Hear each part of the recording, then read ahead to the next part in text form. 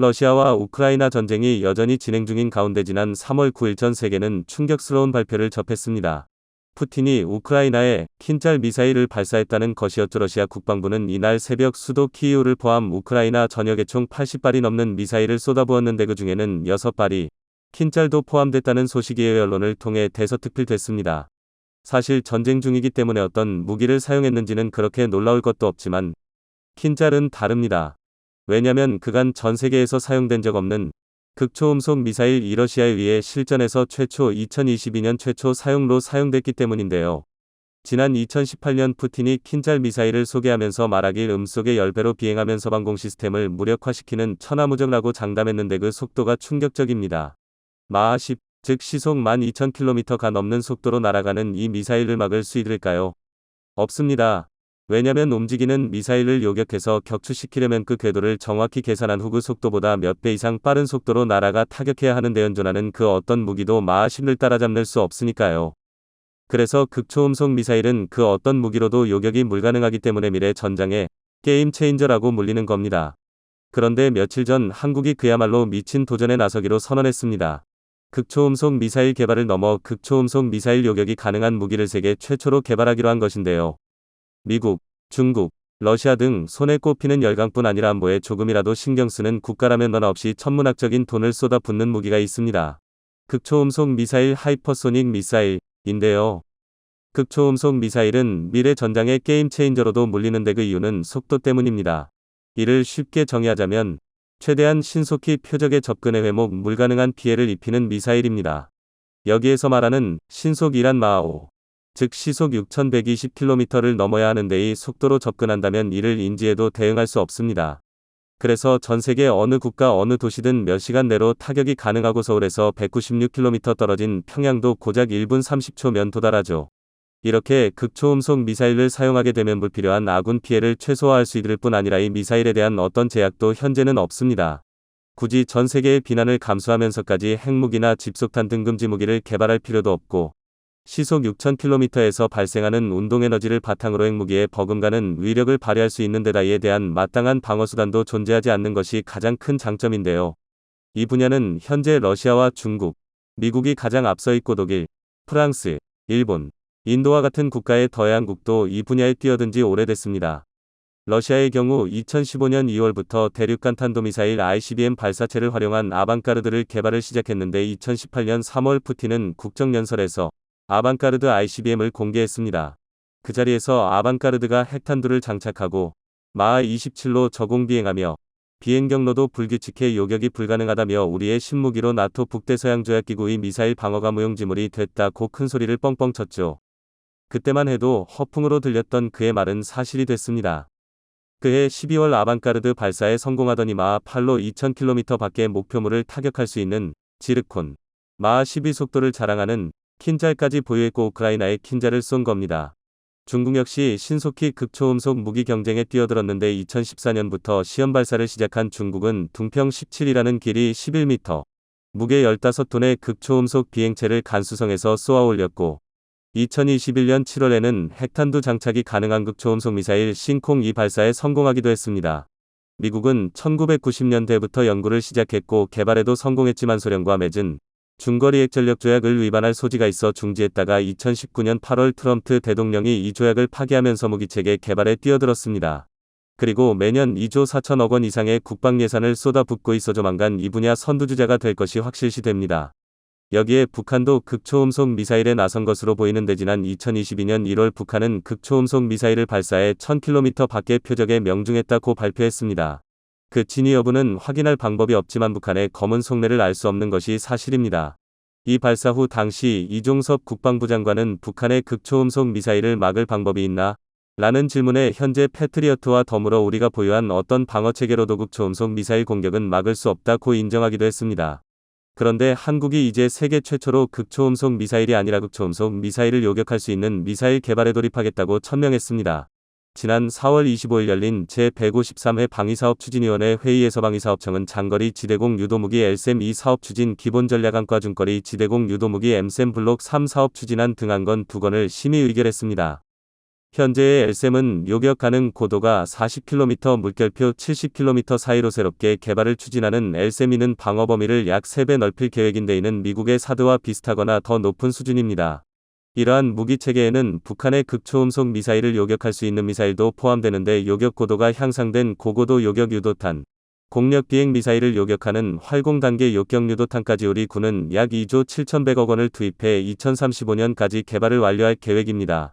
만약 이 무기 체계가 실제로 개발된다면 한국은 세계 최초로 활공 단계 요격 유도탄을 확보하게 됩니다. 여기에 천궁 2로 불리는 MSAM 블록 2보다 요격 성능을 향상시킨 MSAM 블록 3도 개발될 예정입니다. 천궁 2의 경우 적 미사일에 대한 요격 가능 고도가 15km, 물결표 40km로 알려져 있는데 UAE가 작년 약 4조 원 어치를 구매했고 현재도 여러 국가와 수출 협상이 진행 중입니다. 그런데 이보다 요격 성능을 향상시킨 업그레이드 버전을 개발하기 위해 약 2조 8,300억 원을 투입해 2034년까지 완료할 예정인데요. 그렇다면 한국은 러시아나 중국과 같은 극초음속 미사일은 개발하지 못했을까요? 그건 아닙니다. 지금도 활발히 개발에 매달리고 있습니다. 지난 2021년 5월 21일 한국과 미국은 1979년부터 한국의 발목을 잡았던 한미 미사일 지침을완전히 해제하기로 합의했습니다. 이로써 사거리 800km 미사일 개발 제한까지 완전히 사라지면서 한국은 고체 연료든 사거리든 탄두 중량이든 아무런 제한 없이 개발할 수 있는 길이 열렸는데 이때부터 무서운 무기가 등장하기 시작했습니다. 대표적으로 헌무사 탄도미사일이 있는데요. 한국은 그간 한미 미사일 지침으로 인해 사거리를 늘릴수록 탄두 무게를 줄이는 트레이드 오프 방식으로 미사일을 개발했습니다. 그래서 현무사의 경우 사거리 800km일 때 탄두 중량은 2톤을 탐지할 수 있는데 만약 이 사거리를 절반으로 줄인다면 탄두 중량은 4에서 5톤까지 늘릴 수도 있습니다. 기이할 정도로 가분수 형태를 보이게 되는데 이제껏 현무사는 진짜 모습은 공개된 적이 없습니다. 왜냐면 북한이나 주변국이 절대로 알면 안 될 극비무기이기 때문에 보안 유지를 위해 대부분 가짜 미사일을 공개해왔죠. 현무가 이처럼 가분수 형태의 기형적인 모습을 갖춘 이유는 핵탄두를 달 수 없는 대신에 운동에너지를 선택했기 때문입니다. 여기에 보통 45도 각도로 발사하는 일반 미사일과 달리 중금속을 가득 채운 현무사는 고각으로 발사해 비행거리를 줄이는 대신 운동에너지를 극대화시켰죠. 만약 현무사가 실전에서 사용된다면 최대한 높이 쏘아볼린 후 마하 10에 가까운 속도로 하강시켜 최대한의 파괴력을 갖게 될 겁니다.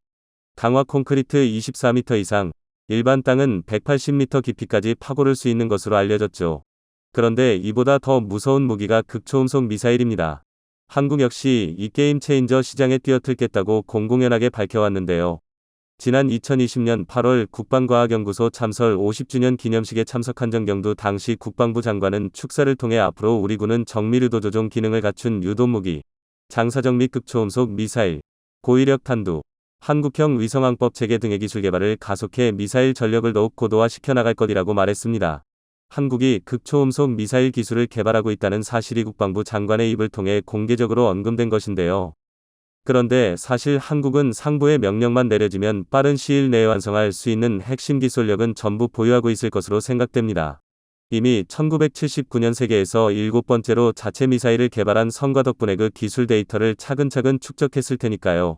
그런데 실제로 성공해냈습니다. 점이영이형 극초음속 미사일 개발 계획이 알려지고 2021년 공군이 신규 소요를 결정했는데 볼 2023년 하반기에는 벌써 미사일 조림을 시작해 내년에 시험 발사가 예정됐습니다.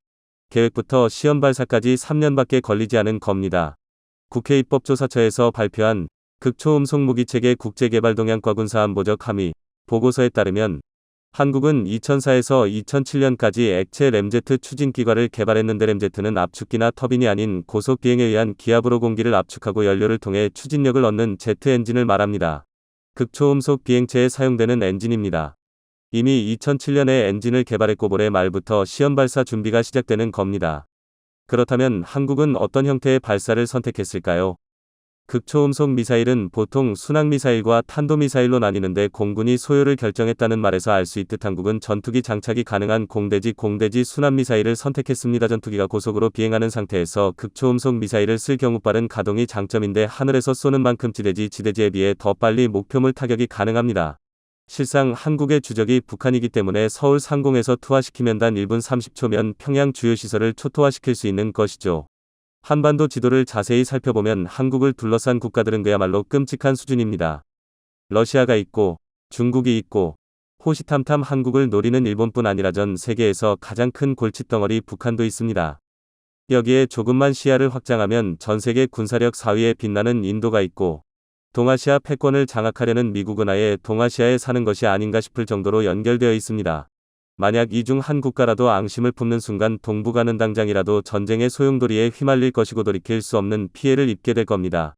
보통 극한의 환경을 이겨낸 생명체의 강함은 온실 화초와는 비교할 수 없습니다.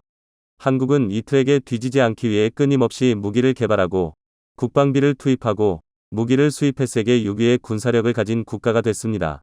만약 실제로 전쟁이 발발한다면 극초음속 미사일이든 극초음속 미사일 요격 미사일이든 전면에 내세워 군사력이 약하다는 이유로 휘둘리지 않도록 강한 대한민국을 꾸준히 유지해야겠습니다. 중국의 대만 침략 가능성이 날이 갈수록 현실화되고 있는 가운데 참다 못한 대만에서 결국 선을 넘은 결정을 내렸다고 합니다. 중국 최대의 약점을 노리겠다고 선언한 것인데요. 그런데 막상 중국에서는 대만의 엄포에 코웃음 치면서 한국에서 들려온 소식에 기겁하고 치들 떨고 있다고 합니다. 단 한 발로 중국 문명을 석기시대로 되돌릴 수 있는 말도 안 되는 괴물 미사일이 한국에서 극비리에 개발되어 곧 실전 배치된다는 소식이 전해졌기 때문입니다. 중국 14억 인구를 펄쩍 뛰게 만든 대한민국의 초고성능 무기가 무엇인지 자세하게 살펴보도록 하겠습니다. 독재자들이 자신의 권력을 유지하기 위해 즐겨 사용해온 수단이 있습니다. 바로 내부의 불만을 외부의 적으로 돌리는 것인데요. 최근 중국은 사상 최악의 경제 위기를 코앞에 두고 있습니다. 지난 2021년 채무부 치행으로 중국 부동산 위기의 신호탄을 터뜨린 중국 최대의 부동산 건설사 헝다그룹이 지난 8월 17일에 결국 파산 신청을 하며 중국 부동산 붕괴의 시작을 알렸습니다. 중국 경제의 상당 부분을 차지하는 건설 시장의 붕괴는 중국 금융시장의 도미노 붕괴로 이어질 가능성이 높은데요. 중국 정부는 여전히 정부에서 통제할 수 있는 수준의 사태라고 걱정할 필요는 없다고 자신하고 있지만 해외 경제 분석가들은 중국판 리먼 사태를 피하기 어려울 것이라고 우려하고 있습니다. 점이 분기 중국 경제 성장률도 시장 전망치에 도달하지 못했고 청년 실업률은 역대 최고치인 21.3%를 달성했는데요. 몇몇 중국 전문가들은 중국의 통계 방식 때문에 실질적인 중국 청년 실업률은 이보다 2배 높은 47% 이상일 것이라고 분석하고 있습니다. 갈수록 민심이 사나워지고 있는 중국의 상황에 사실상 독재 구조를 확립한 시진핑 주석이 권력을 유지하고 불만을 외부로 돌리기 위해 대만 침략을 단행할 것이라는 주장의 가능성이 높아지고 있는데요. 눈앞에서 칼날이 왔다 갔다 하는 상황에 대만에서도 혼자 죽지는 않겠다는 의지를 드러냈습니다. 지난 8월 29일 대만이 유사시 중국 산샤댐을 타격할 수 있는 최고 기밀급 순항미사일 운용 부대를 새콤게 편성했다는 소식이 전해졌습니다. 대만 언론은 최대 사거리 1200km의 슝펑2의 미사일 개량형 인지대지 순항미사일 슝성을 운용하고 있는 부대가 최소 3개가 넘는다고 보도했는데요. 대만 언론은 당국의 공개 자료를 근거로 대만군이 해당 미사일을 운영하는 기동미사일 대대 3개 이상을 창설해 공군 방공미사일 지휘부 산하 5개 방공여단 가운데 하나인 791여단 예하에 배속시켰다고 밝혔습니다. 대만 791여단은 순항미사일 전담 부대로 알려져 있죠. 현재 중국의 가장 치명적인 약점 중 하나라고 할 수 있는 산샤댐은 길이가 2.3km에 달하는 세계 최대 규모의 댐으로 파괴될 경우 국가적 붕괴 사태로 이어질 수 있는데요. 산샤댐의 파괴를 가정한 시뮬레이션에서 외부의 공격이나 지진 등의 요소로 산샤댐이 붕괴할 경우 한순간에 약 100억 톤이 넘는 물이 쏟아지게 되며 초당 2370만 톤이나 되는 물이 시속 65km의 속도로 하류에 위치한 도시 이창을 강타해 이곳에서만 약 50만 명의 사상자가 나올 것이라는 충격적인 결과가 나왔습니다. 게다가 이는 시작에 불과하며 10시간 후에는 우한, 하루가 지나면 난징까지 흥수가 휩쓸어 중국 중부의 핵심 도시와 산업 기반들이 완전히 파괴할 것이라고 합니다. 중국 주요 경제 도시들이 한순간에 마비되면서 중국 경제에 회복하기 어려운 상처들 입힐 것이며 이를 복구하기까지도 엄청난 시간이 필요할 중국 최악의 재난이 될 거라는 것입니다. 과거 이 충격적인 내용을 담은 영상이 중국 인터넷상에서 빠르게 퍼지자 중국 당국에서 황급히 영상을 삭제하기도 했었죠. 다만 이번 대만의 산샤댐 공격부대 창설 소식에도 중국에서는 시큰둥한 반응을 보여주고 있는데요. 대만에서 산샤댐을 공격할 계획을 공개한 것도 한두 번이 아니었을 뿐더러 중국에서는 대만군이 산샤댐을 공격할 능력이 없다고 생각하고 있기 때문입니다. 대만에서 1200km 이상 떨어진 산샤댐을 대만군이 공격할 수 있는 수단은 승성 순항미사일 뿐인데요. 중국군도 바보가 아니기에 약점이 될 수 있는 산샤댐 방공망을 굳건히 하고 있어 대만의 공격 정도야 막을 수 있다고 생각하고 있습니다. 그런데 대만의 미사일 소식에는 여유롭게 비웃던 중국이 최근 한국에서 공개한 미사일에는 극히 경계하는 반응을 보여주고 있는데요. 대만의 미사일 수십 발은 두렵지 않지만 한국의 이신형 미사일 한 발이면 중국을 석기시대로 되돌리는 게 가능하기 때문입니다. 지난 7월 대한민국의 극비 무기 중 하나였던 현무5가 공식적으로 개발완료를 선언하고 양산 준비에 들어가게 되었습니다. 사거리 600km의 AAT라는 세계에서 가장 강력한 탄두를 장착한 괴물 미사일 현무5는 올해 초부터 시험 발사를 거쳐 개발이 마무리되고 올해 말부터 양산에 돌입하게 되었는데요. 관계자에 따르면 하나에어로스페이스 보훈공장에서 올해 말부터 연간 최대 70여 발을 생산할 수 있을 것이라고 합니다. 현무5는 대한민국 3축 체계 중 하나인 대량응징보복의 핵심으로 AT에 달하는 탄두를 통해 핵무기급 파괴력을 낼 수 있도록 개발된 미사일입니다. 게다가 이 탄두 중량을 줄이게 된다면 사거리가 최대 3,000km 이르는 중거리 탄도 미사일로 변할 수 있는데요. 현무5의 세부 스펙은 밝혀지진 않았지만 비슷한 체급의 미사일들과 비교하여 스펙을 추정해 볼 수 있습니다. 현무5 미사일의 전체 중량은 약 36톤으로 추정되고 있으며 1단 로켓 기준 75톤의 출력을 가지고 있습니다. 이와 유사한 체급의 미사일로 미국의 대륙간 탄도미사일 ICBM 미니트맨이 있는데요. 미니트맨의 전체 중량은 35.3톤이며 80톤의 로켓 출력을 가지고 있습니다. ICBM 미니만큼 미니트맨의 최대 사거리는 13,000km에 달하는 데 비슷한 무게와 출력의 사거리 차이가 이만큼 큰 이유는 그만큼 탄두 중량에서 차이가 나기 때문인데요. 현무5의 탄두가 8톤이나 되는 반면 미니트맨의 탄두는 350kg 정도에 불과합니다. 이러한 자료를 근거로 군사 전문가들은 미니트맨과 거의 동일한 스펙을 갖춘 현무5가 탄두를 1톤으로 줄인다면 사정거리가 3,000km 7까지 늘어날 수 있다고 분석하고 있습니다. 이는 한반도에서 중국 전역을 타격하기에 충분한 거리이며 1,600km 정도 떨어진 산샤댐 정도야 여유롭게 파괴할 수 있는 사정거리입니다. 여기에 탄두 중량이 400kg 정도인 슝성 미사일과는 차원이 다른 톤 단위의 탄두를 가지고 있기에 두께 135m의 콘크리트 댐이라 하더라도 한 발이면 붕괴시키기 충분합니다. 중국에서도 현무5가 개발을 완료했다는 소식을 보도하며 최대 3,000km까지 사거리를 늘릴 수 있고 100m 깊이의 벙커까지 파괴할 수 있는 강력한 괴물 미사일이 탄생했다고 전했는데요. 또한 그동안 미국이 한국의 탄도미사일 기술을 발전을 저지하기 위해 1979년 체결했던 한미미사일 지침이 폐기되었기에 탄도미사일 개발을 막던 족쇄가 풀려 더욱 강력한 한국형 탄도미사일이 등장할 수 있다고 주장했는데요. 중국 전문가들은 현무5 미사일의 등장은 한국이 완성도 높은 공세 미사일 전력을 갖추고 사거리, 관동력, 피해 효과, 타격 정확도 등에서 획기적인 발전을 이루어냈다는 걸 보여준다며 한국의 미사일 개발 속도가 점점 빨라지고 있는 것을 경계하며 눈을 떼지 않고 주시해야 한다고 경고했습니다. 게다가 여기에 그치지 않고 현무5의 후속 모델인 현무6의 개발까지 착수했다는 소식이 전해졌는데요. 한국에서 개발 중인 한 미사일의 레이더 반사 면적 분석 형상 자료가 유출되었는데 이 미사일이 현무6로 추정되고 있습니다. 개발이 진행 중인 미사일이기에 아직 공개된 자료가 없지만 일각에서는 다탄두 미사일 MIRV 인하극 초음속 활공체 HGV 미사일일 것이란 추측이 제기되기도 했습니다.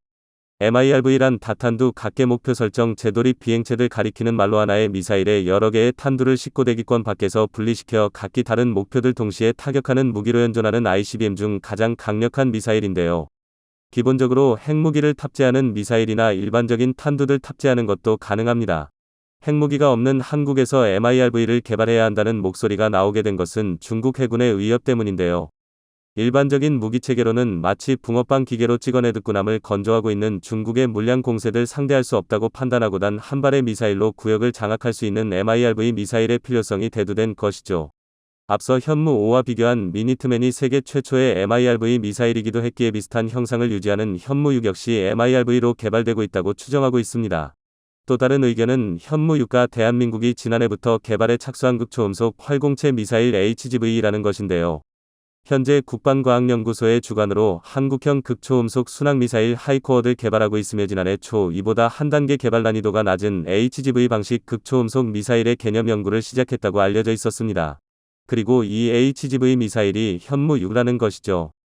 HGV 미사일은 높게 솟았다가 중력을 이용해 가속하면서 수직 낙하하여 마치 글라이더처럼 수평으로 활공하는 방식의 미사일로 낮은 고도에서 마하 12 속도로 항로를 바꾸어가며 비행하기 때문에 기존의 요격 체계로는 요격이 불가능에 가깝다고 할 수 있습니다. 대표적으로 러시아의 아방가르드 미사일, 중국의 둥펑 17이 HGV 방식의 미사일이죠.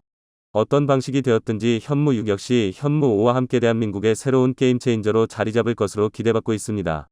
앞서 현무 5가 중국 산샤댐을 단 한 발로 붕괴시켜 중국을 물바다로 만들 수 있을 거라 언급했지만 실제로 이 같은 전략을 대한민국에서 수행할 가능성은 거의 없다고 할 수 있습니다. 군사시설이 아닌 민간시설에 대한 공격은 아무리 전술적 효용이 크다고 해도 국제사회의 강력한 비판에 직면할 수밖에 없습니다. 국제사회의 왕따가 되어버린 러시아에서나 할 수 있는 행위로 실제로 러시아는 우크라이나 자포리자 원전에 냉각수를 공급하는 카호우카 댐을 파괴하는 만행을 저질렀었습니다. 우리나라가 이런 러시아와 같은 막장 국가는 아니기에 하지 못하는 게 아니라 하지 않는 것이죠. 다만 한국이 핵무기가 없이도 중국의 핵무기만큼의 피해를 불러일으킬 수 있다는 수단을 가지고 있는 것을 동해 절대 쏘지 않을 핵무기와 마찬가지로 중국에 대한 억지력이 될 수 있다는 것입니다. 가시를 세우고 목소리를 높여도 아무도 신경 쓰지 않는 대만의 현 상황을 보고 있자니 국가를 지키기 위한 강력한 국방력의 중요성을 새삼 깨닫게 되는데요. 오늘도 대한민국의 안보를 위해 구슬땀을 흘리고 계실 방산 관계자분들에게 응원을 보내며 얼마 전까지만 해도 극도의 긴장감을 유지하던 남중국해. 잊을만하면 미국과 중국의 전투함들이 지근거리로 스쳐 지나갔다는 소식이 들려오면서 전 세계가 이 지역의 소식에 촉각을 곤두세우고 있었죠. 그러나 남중국해 분쟁에 몰려있던 주목은 요 근래 들어서는 유럽으로 옮겨간 상황입니다. 우크라이나가 서방 전역의 무기를 지원받아 러시아에 대한 대반격을 시작했고 러시아는 전황이 잘 풀리지 않는지 슬슬 우크라이나뿐만이 아닌 다른 방면으로 눈을 돌리고 있기 때문입니다. 특히 그 표적이 되고 있는 폴란드와 루마니아는 현재 진행형으로 한바탕 난리가 난 상황. 우크라이나가 러시아를 들어막지 못한다면 바로 다음에 노려질 것으로 예상되던 두 나라지만 그 예상은 생각보다 너무 빠르게 현실로 다가오고 있죠. 그런데 잠시 유럽으로 옮겨왔던 전 세계적인 긴장은 러시아에 의해 또다시 남중국해 방면으로 향할 것으로 보입니다. 상황이 이렇게 되자 오래간만에 한숨 돌렸던 대만이 다시 비명을 지르기 시작했습니다. 대만이 무서울 때마다 하는 일들이 있죠. 미국에게 떼쓰기, 일본에게 도와줄 거냐고 물어보기, 한국에게 도와줄 거냐고 물어보기 세 가지입니다. 자기들이 어떻게 해보기에는 적이 너무 크다 보니 혼자서는 자신감도 쌓을 의지도 없기 때문입니다. 그런데 요즘 들어 대만이 점점 한국에 기대하는 바가 커지고 있는 게 체감되고 있습니다. 상황을 보다 보니 미국이나 일본이 유사시에 자신들을 구하러 올 것처럼은 느껴지지 않기 때문입니다. 심지어 미국이 여러 차례 대만에게 지켜주겠다는 확답을 건넸는데도 말이죠. 한국 입장에서는 당황스럽기도 합니다. 툭 까놓고 말해서 한국도 딱히 대만을 구해줄 의리는 없기 때문입니다. 그러나 대만은 한국이 어떻게 여기는지는 안중에 없고 어떻게 하면 한국처럼 군사력을 늘릴 수 있는지를 연구하고 있으며 의사시에 한국의 도움을 받는 것에 대해서는 의심조차 하지 않고 있습니다.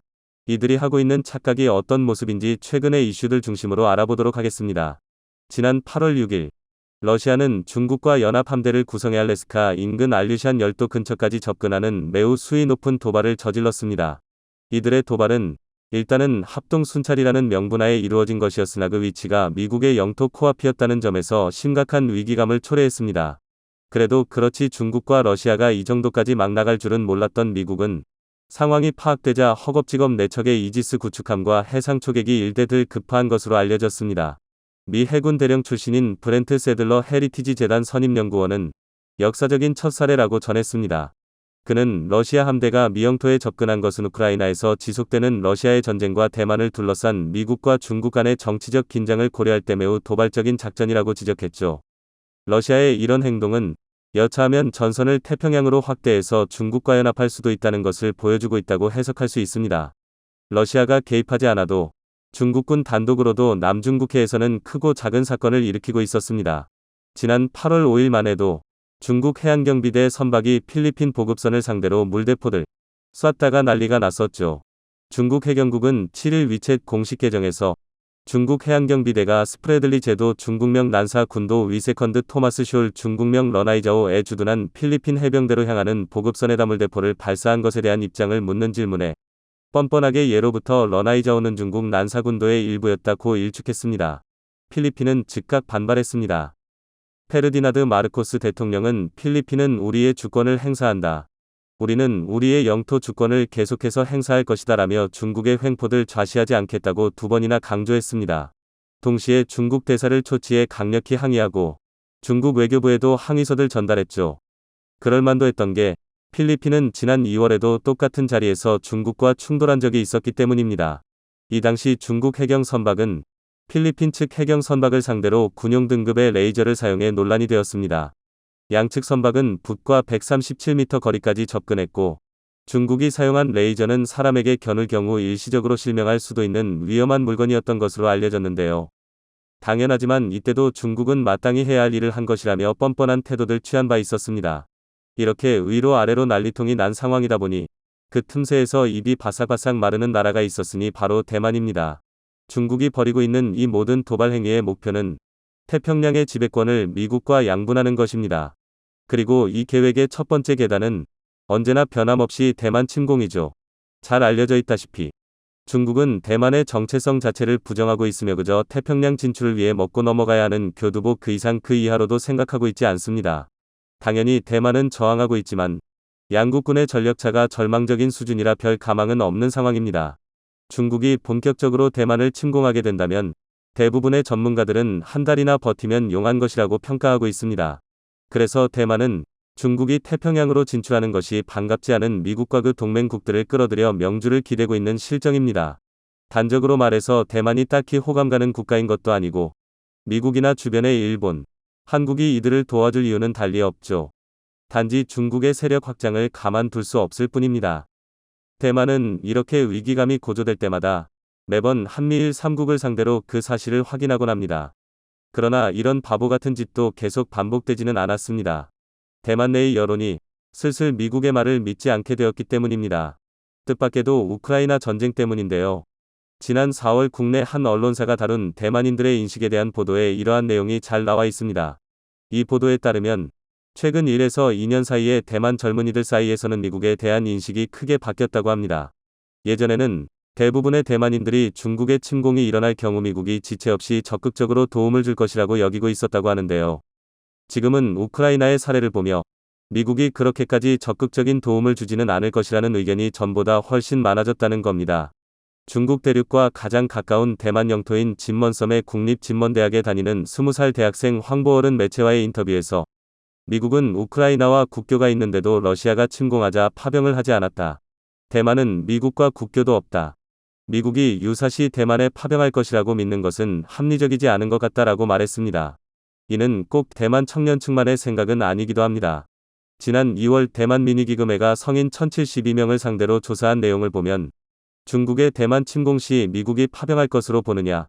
는 질문에 파병하지 않을 것이라고 답한 이가 46.5%로 파병할 것이라고 답한 42.8%보다 많았습니다. 우크라이나 전쟁 발발 4개월 전인 2021년 10월에는 같은 질문에 파병할 것이라는 답변이 65%로 파병하지 않을 것이라는 답변 28.5%보다 2배 이상 많았었죠. 우크라이나 전쟁 이후 미국이 취한 태도가 명백하게 대만인들의 인식이 영향을 미친 것입니다. 사실 미국 측은 불안에 떠는 대만을 달래기 위해 정부가 직접 유사시에 보호해주겠다는 보증을 해준 적도 있습니다. 그것도 여러 번 말이죠. 하지만 대만인들의 불안감은 그 정도로는 가라앉지 않았던 모양입니다. 그리고 이런 변화는 대만인들의 한국에 대한 관심을 크게 끌어올리는 결과를 낳았습니다.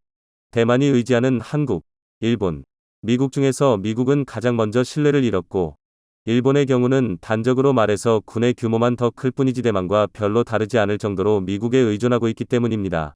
적어도 남중국해 방면에서의 행동에 관해서는 일본은 미국이 하자는 대로 그저 따를 가능성이 높습니다. 반면 한국만큼은 달랐습니다. 예전이라면 한국 역시 미국의 무기 공급에 의존하는 바가 커서 미국의 의사에 전적으로 따랐을 것입니다. 그러나 지난 10수년 사이에 그리고 추후 수년 안으로 한국은 미국 장비에 의존하지 않고도 상당한 수준의 전력을 운용할 수 있게 됩니다. 대만은 이런 한국의 변화에 주목해서 두 가지 생각을 하기 시작했습니다.